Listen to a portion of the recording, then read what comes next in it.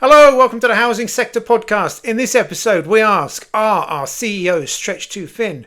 We look at the state of repairs and we ask what can be done to reduce the threat to our frontline staff. All that and more in episode 4 of the Housing Sector Podcast. The Housing Sector Podcast, episode 4. How concerned should we be? Are our CEOs stretching themselves too thin? The reason I ask this question is you don't need to look too far before you'll find multiple CEOs from multiple housing associations making up multiple boards for multiple organisations and governing bodies. You don't even need to be a great CEO. You can be a failing CEO of a failing housing association. A housing association that's regularly called out by community groups and residents. A housing association that's regularly named and shamed by a housing ombudsman. You may have also received a letter from Michael Gove expressing concern about your abilities or inabilities therein to manage your own stock. However, you can still find yourself a comfy position on another board, presumably to supplement your own wage and presumably to tell them how not to do things. If you think your CEO may have his or her fingers in too many other pies, you can look at the Golden Web reports compiled by SHAC. Here you can find out what other boards they sit on and what other governing bodies they form part of. It's not just CEOs we should be worried about. Not a day goes by where you don't see some senior leader from the housing association on a train to go and meet up with ex-colleagues at another event, or to hook up with old friends, or to listen to so-and-so speak. You need to be back in your own office, focused on your current colleagues who are dealing with your current residents' issues, not jetting off for shindigs to go and catch up with old friends and foes. As residents, we need to ask, when do we start seeing a return on our investment?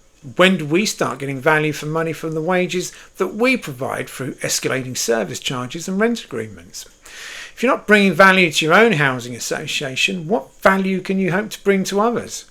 And when you're recruiting a board member for your board, should you be accepting anyone, even if they've been failing? State of repairs.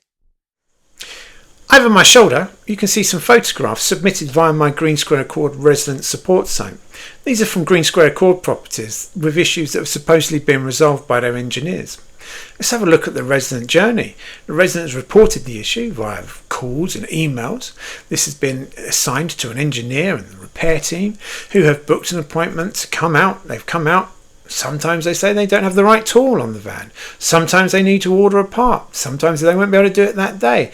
And as such, another visit is usually scheduled. But what happens when these people don't return? When they leave the property in the states that you can see in these photographs? Is this acceptable? Could this ever be considered acceptable? Of course, when the customer then rings back to the customer service team, the issue's usually been closed off as resolved. So they have to start the process again. There's usually a 7-day turnaround before they even get a response. Then you have to wait usually another 10 days before an engineer can arrange to come round. And then if they come round, do they have the right tool on the box? How long should vulnerable residents be left with homes that just aren't fit for purpose? What would you think if your home had been left in this condition? Concerns for the frontline staff.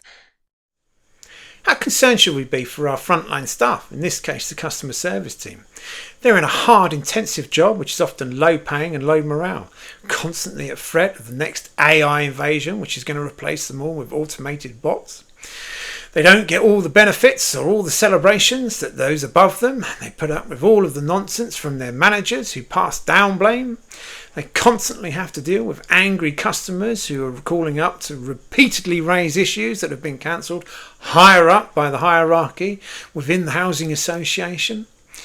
All of this has to take its toll, and you can see that on a lot of the comments that are left online by ex-staff members or current staff members. You can also see some of them that are clearly written by a HR department.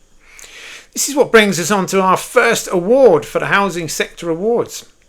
As you may know, I mentioned this in the last episode.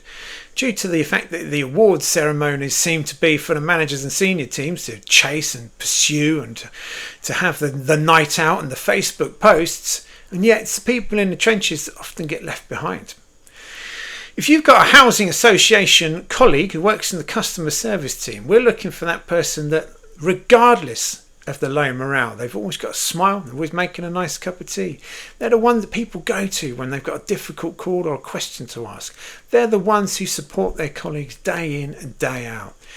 We all know people like this.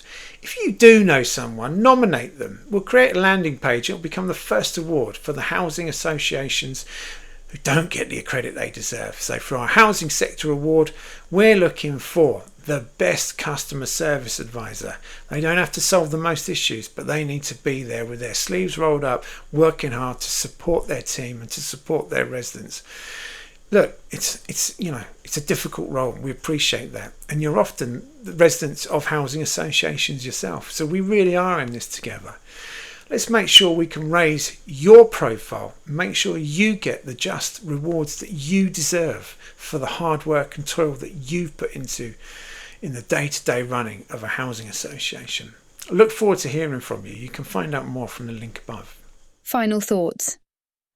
Here we are at the end of another Housing Sector Podcast, Episode 4. Many of you have noticed I've got a microphone. I hope that's made the audio clearer. In other news, we will be hosting all the audio podcasts that you can download via Spotify, Apple Music, Apple, all the others. But we'll be hosting them all on our own website now. We've cut our ties with Buzzsprout, so we'll just be hosting them on our own website. There again, Green Square Court have been misusing their powers, if you like, to try and get it removed from YouTube. I stopped arguing it. I've just have it privately listed now on my website, and yet I'm still getting I think it's now privacy infringement. It's gone from harassment to copyright to privacy. They keep sending the complaints through. YouTube keep going, no, it's actually all right, we'll keep it up there. I don't even really respond now. I just say, please see previous results. So it's still there for those that want to see it. We'll get it hosted directly on the site because it's obviously a real bone of contention. It keeps getting loads of traffic even though it's been taken down out of the main YouTube. Anyway, it's another misuse of power. It's been a busy week for the Green Square Accord's communications director, who, as well as nominating himself and his team for award, had to collect said award, has then been hosting awards, or perhaps just photo bombing other people's awards, and he's now judging for other awards. We have to ask, in line with our first part of this podcast, when do we start getting value for money? When does he start bringing value and money to Green Square Accord? Perhaps he should go and get himself a trimmer and start helping with these bushes. They're not going to cut themselves, are they? Thank you very much to everyone who's shown their support, love and sharing. Keep it coming. Thank you very much indeed. This has been Housing Sector Podcast, Episode 4. See you next time. Thank you for listening to the Housing Sector Podcast. We hope you found this episode insightful and engaging. Please like, subscribe, and share with your friends and colleagues. Your support helps us continue to bring you the latest updates and discussions on housing issues. Stay tuned for our next episode, and don't forget to follow us on our social media sites for more content and updates.